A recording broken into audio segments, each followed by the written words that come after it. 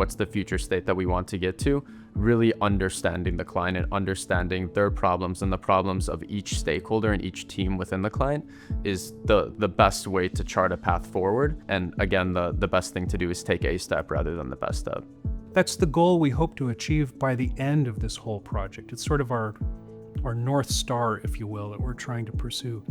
And then through the course of that engagement, as we go through each sprint, we'll do a sprint goal. There are many projects where we've never done that before. No one has. And so there isn't, a cookbook you can pull out and say, oh, here's what you do in order to try to do that. It's not a rinse and repeat kind of project. It's all new.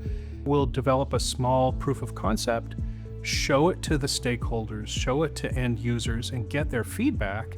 And then that feedback can help us refine and iterate and get closer to the real solution. You assess their risk appetite and you're able to help them see the path forward by sharing industry best practices. If it's not right, then you can help present them with a range of different options available. So whether that's their path forward or your path forward or some sort of a hybrid approach, you can find that harmony and path forward together. I think seeing what works well in other industries or even within their own industries with other companies, that seems to help them feel like they're making the right step forward for their company, for their vision, their strategy, and they're on the right trajectory for success. In having conversations around the objective, the success, and the outcomes, oftentimes you're able to help the client see the forest from the trees, right? They have the goal in mind, but it's just how do we get there?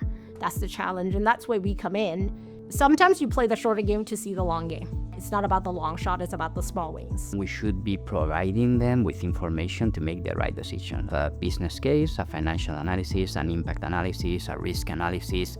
They need to understand what are the implications of the decisions they are making. They need to have almost like a decision tree, helping them structure that decision-making process is what we should do. Many of our clients are dealing with one emergency after another.